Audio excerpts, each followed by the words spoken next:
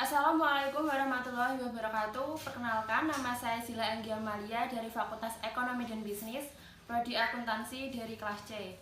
Pada kesempatan kali ini saya akan menyampaikan bahwa bagaimana sih seorang manajer dalam sebuah organisasi bisa mencapai sebuah tujuan-tujuannya dengan langkah-langkah dan metode atau lainnya yang akan saya bahas pada video saya kali ini.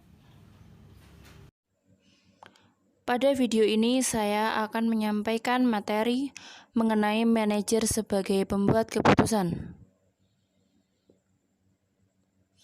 Dimulai dari pengertian pengambilan keputusan. Yang pertama, menurut Terry, pengambilan keputusan dapat didefinisikan sebagai pemilih alternatif kelakuan tertentu dari dua atau lebih alternatif yang ada. Kemudian menurut Cons dan O'Donnell, pengambilan keputusan dapat didefinisikan sebagai pemilihan di antara alternatif-alternatif mengenai suatu cara bertindak. Yang ketiga, terakhir, menurut Hasibuan, pengambilan keputusan dapat didefinisikan sebagai suatu proses penentuan keputusan yang terbaik dari sejumlah alternatif untuk melakukan aktivitas-aktivitas pada masa yang akan datang. Kemudian kita akan membahas tentang tingkatan manajer. Dimulai dari yang paling bawah, dimulai dari manajemen lini pertama atau first line management.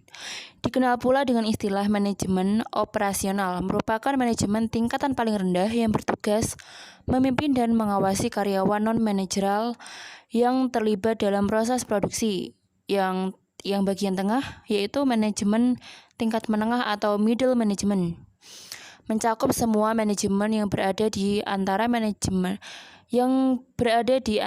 manajer lini pertama dan manajemen puncak dan bertugas sebagai penghubung antara keduanya.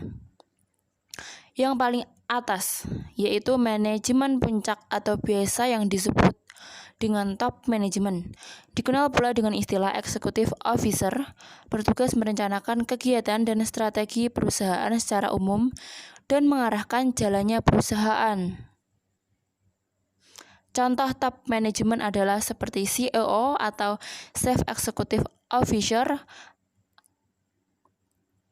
CFO atau Chief Financial Officer, atau CEO, Chief Information Officer. Kemudian kita membahas konsep dasar pengambilan keputusan. Yang pertama, perencanaan strategis. Kegiatan manajemen yang tingkatannya paling atas. Tujuannya sebagai proses evaluasi lingkungan di luar organisasi, penerapan tujuan-tujuan organisasi, dan penentuan strategi-strategi yang ingin diambil oleh perusahaan. Yang kedua, pengendalian manajemen, suatu sistem yang digunakan untuk meyakinkan bahwa organisasi telah menjalankan strategi yang telah ditetapkan secara efektif dan efisien. Yang ketiga, pengendalian operasi. Kegiatan ini dilakukan bahwa proses pengendalian manajemen dan berfokus pada tugas-tugas tingkat bawah.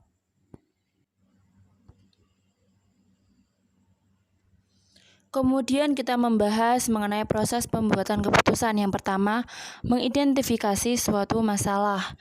Setiap keputusan diawali dengan masalah. Masalah itu sendiri apa sih? Masalah yaitu sebuah halangan yang membuat pencapaian tujuan atau sasaran yang diinginkan menjadi sulit. Sehingga jika kita tidak mengidentifikasikan suatu masalah, maka langkah selanjutnya kita tidak akan bisa mencapainya. Kemudian langkah kedua, mengidentifikasi kriteria keputusan. Setelah manajer mengidentifikasi masalah, dia harus mengidentifikasi kriteria keputusan yang penting atau relevan untuk memecahkan masalah. Langkah ketiga, mengalokasikan bobot pada kriteria.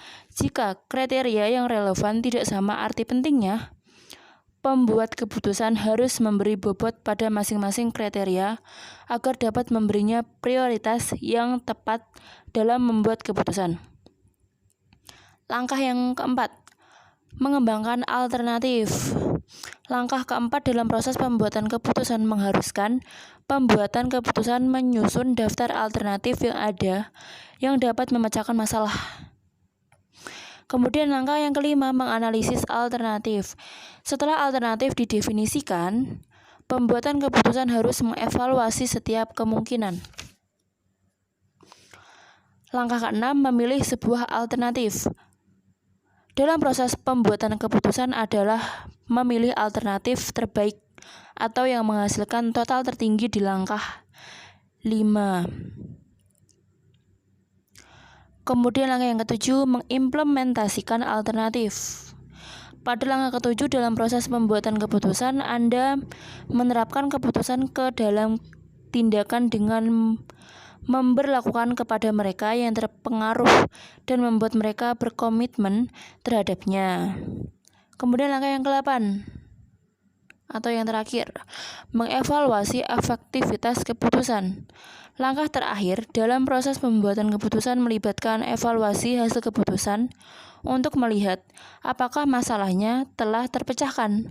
Jika masalahnya masih ada, manajer harus menilai apa yang salah. Apakah masalahnya salah didefinisikan? Apakah kesalahan dilakukan pada saat mengevaluasi alternatif?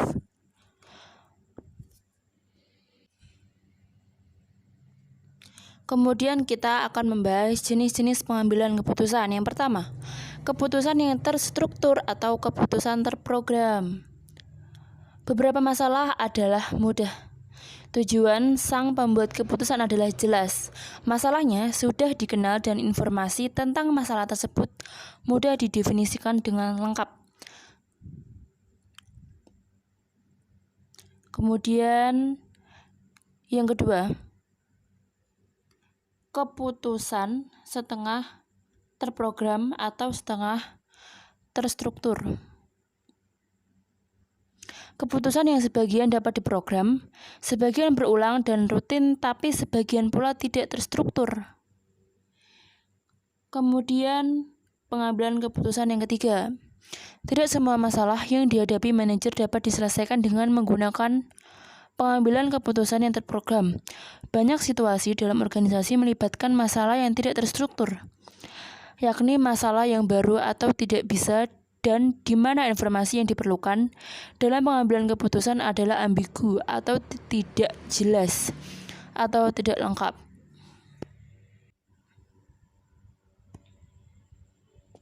Kemudian faktor-faktor penolong pengambil keputusan. 1. Harus diperhatikan emosi dan aturan-aturan, baik yang nyata maupun tidak nyata. Yang kedua, setiap keputusan harus mendorong tercapainya tujuan. Yang ketiga, suatu keputusan tidak selalu memuaskan semua pihak. Yang keempat, hanya ada satu pilihan yang memuaskan atau terbaik.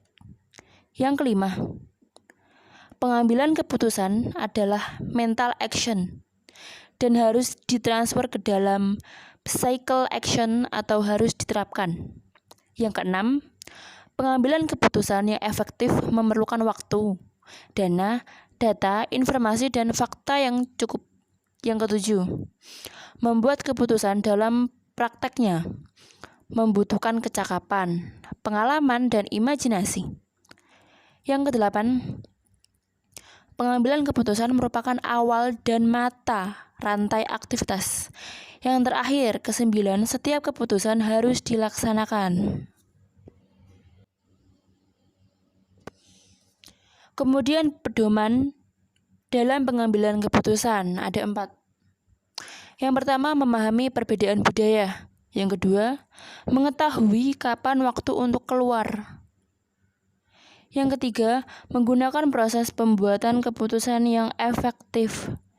Yang keempat, terakhir, membangun organisasi yang dapat menemukan hal yang dapat terduga dan beradaptasi secara cepat terhadap perubahan lingkungan. Kemudian, basis pengambilan keputusan ada 5. Yang 1, keyakinan. 2. Intuisi. Ketiga, fakta-fakta. Keempat, pengalaman. Yang kelima, kekuasaan. Kemudian kondisi dalam pembuatan keputusan, yakni ada kepastian, resiko, dan ketidakpastian. Kita akan membahas kepastian dulu. Kepastian, situasi yang ideal untuk membuat keputusan adalah situasi dengan adanya kepastian, yang merupakan situasi di mana seorang manajer dapat membuat keputusan yang akurat karena hasil dari setiap alternatif diketahui secara pasti. Misalnya, ketika bendahara negara bagian Dakota Utara memutuskan di mana tempat untuk mendepositokan dana negara yang berlebihan, dia tahu persis tingkat suku bunga yang ditawarkan oleh masing-masing bank dan jumlah yang akan diperoleh pada dana tersebut. Kemudian risiko. Sebuah situasi yang jauh lebih umum adalah situasi dengan adanya resiko, yakni kondisi di mana pembuat keputusan mampu memperkirakan kemungkinan adanya hasil tertentu. Melalui risiko, manajer memiliki data historis atau masa lalu dari pengalaman pribadi masa lalu atau informasi sekunder yang memungkinkan mereka menetapkan probabilitas untuk berbagai alternatif. Kemudian, ketidakpastian. Apa sih yang terjadi jika Anda menghadapi keputusan di mana Anda tidak yakin tentang hasil dan bahkan tidak bisa membuat perkiraan mengenai probabilitas atau kemungkinan yang wajar? Kondisi ini merupakan ketidakpastian. Manajer dapat mengalami situasi pengambilan keputusan dengan ketidakpastian ini.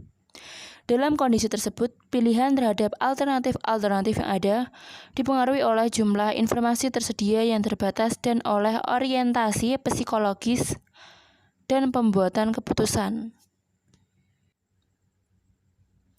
Kemudian bentuk pengambilan keputusan ada 2. Yang pertama, individual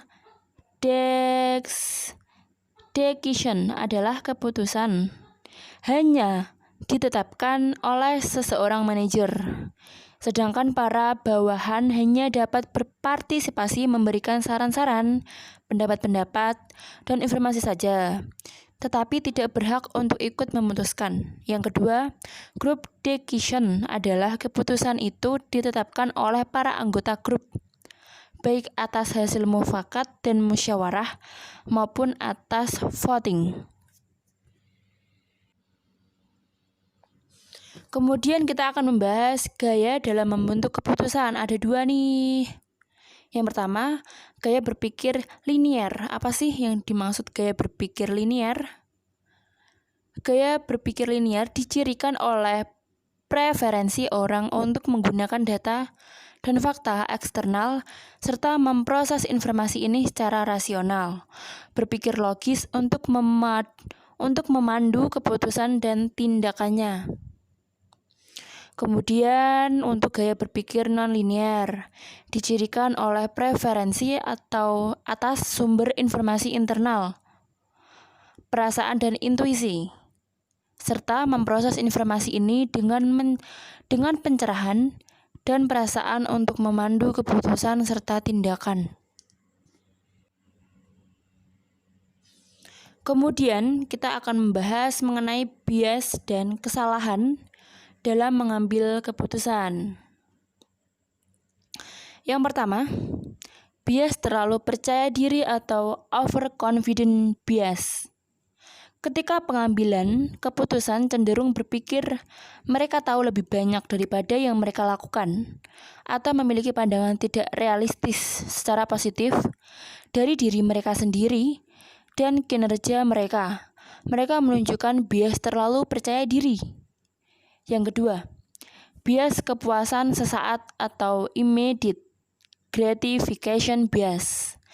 Bias kepuasan saat menjelaskan mengenai pengambilan keputusan yang cenderung ingin mendapatkan imbalan langsung dan untuk menghindari biaya langsung. Yang ketiga, efek penahan atau anchoring effect. Efek penahan menjelaskan bagaimana pengambil keputusan terpaku pada informasi awal sebagai titik awal dan kemudian setelah ditetapkan gagal untuk menyesuaikan pada informasi selanjutnya. Yang keempat, bias persepsi selektif atau selective perception bias. Ketika pengambil keputusan secara selektif mengatur dan menafsirkan peristiwa berdasarkan persepsi bias mereka. Mereka menggunakan persepsi bias yang selektif. Ini mempengaruhi informasi yang mereka perhatikan, masalah yang mereka identifikasi, dan alternatif yang mereka kembangkan.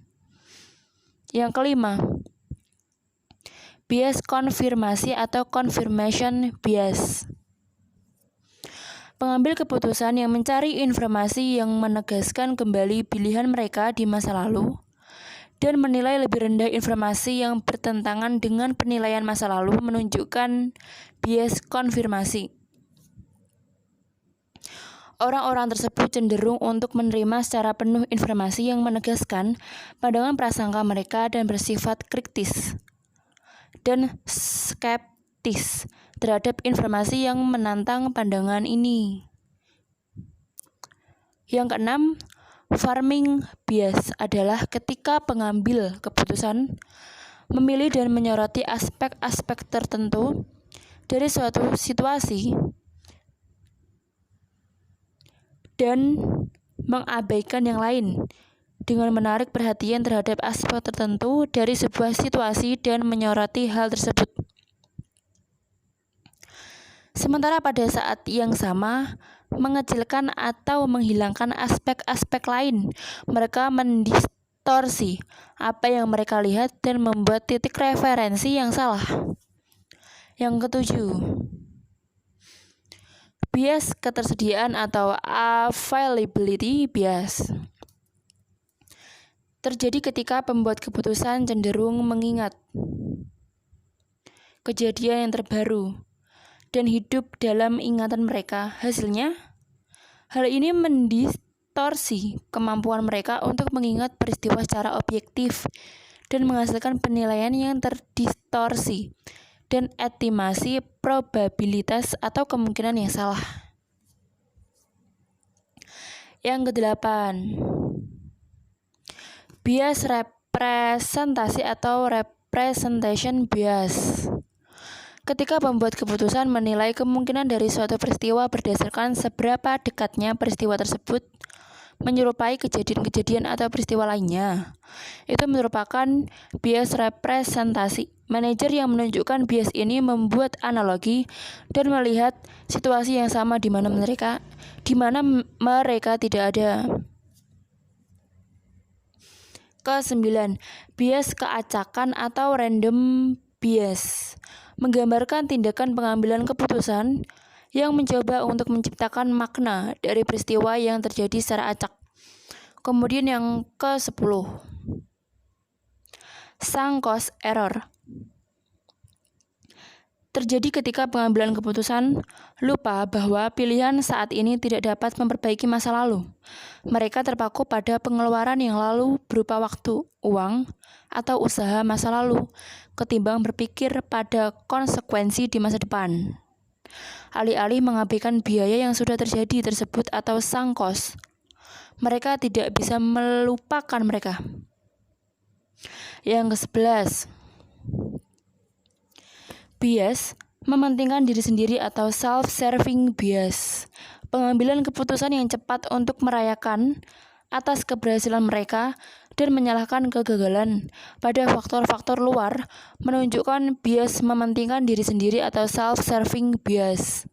Yang terakhir, ke-12, bias penglihatan ke belakang atau hindsight bias adalah kecenderungan bagi para pembuat keputusan untuk secara salah mempercayai bahwa mereka secara akurat memprediksi hasil dari suatu peristiwa setelah hasil peristiwa tersebut diketahui. Kemudian pengambilan keputusan kelompok yang inovatif. Manajer memang membuat beberapa keputusan sendirian, tetapi para pengambil keputusan seringkali berkelompok. Beberapa hal yang harus diperhatikan dalam pengambilan keputusan kelompok yang inovatif. Yaitu sebagai berikut, meliputi 4. Yang pertama, mulailah dengan curahan gagasan. Tujuan dari curahan gagasan adalah untuk mengumpulkan ide sebanyak mungkin. Yang kedua, terlibat dalam perdebatan yang sengit. Kunci yang penting dalam pembuatan keputusan yang lebih baik adalah dengan melakukan perdebatan yang sengit mengenai masalah yang ada. Yang ketiga, hindari groupthink. Groupthink merupakan kecenderungan anggota kelompok untuk tidak mengutarakan. Yang 4, tahu kapan kita tuh harus gagal. Kita harus tahu kapan harus gagal. Dalam lingkungan yang bergerak cepat, manajer yang baik akan berani mengambil resiko dan belajar dari kesalahan. Tetapi manajer yang baik juga tidak ragu untuk menghentikan hal yang tidak akan berhasil. Karena suatu kesuksesan berawal dari kegagalan. Ketika kita jatuh, gak boleh yang namanya menyerah.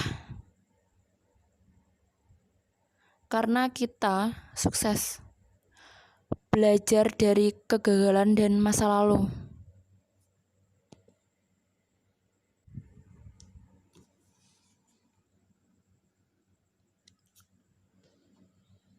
Kemudian, mengambil keputusan yang salah. Pertama, terpengaruh oleh kesan pertama. Yang kedua, melihat apa yang akan dilihat. Yang ketiga, membenarkan keputusan-keputusan yang lalu.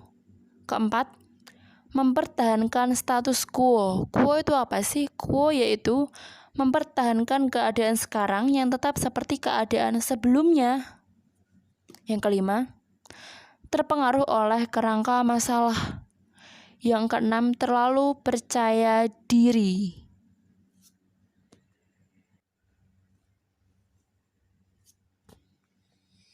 Kemudian kita akan membahas mengenai perspektif tentang bagaimana cara manajer membuat keputusan. Yang pertama, membuat keputusan secara rasionalitas. Di dalam rasionalitas ini berasumsi bahwa manajer akan menggunakan pengambilan keputusan rasional, yaitu mereka akan membuat pilihan logis dan konsisten untuk memaksimalkan nilai. Manajer memiliki segala macam alat dan teknik untuk membantu mereka menjadi pengambil keputusan yang rasional. Akan tetapi manajer tidak selalu rasional. Kemudian membuat keputusan secara rasionalitas yang terbatas. Merupakan pendekatan yang lebih realistis untuk menggambarkan bagaimana manajer membuat keputusan adalah konsep pengambilan keputusan dengan rasionalitas yang terbatas, yang mengatakan bahwa manajer membuat keputusan rasional tetapi terbatas atau dibatasi oleh kemampuan mereka untuk memproses informasi. Karena mereka tidak mungkin menganalisis semua informasi tentang semua alternatif, manajer cenderung satisfied, membuat dirinya merasa puas daripada memaksimalkan nilai dari kepuasannya. Artinya, mereka menerima solusi yang cukup baik. Mereka itu rasional, akan tetapi dibatasi oleh kemampuan mereka untuk memproses informasi.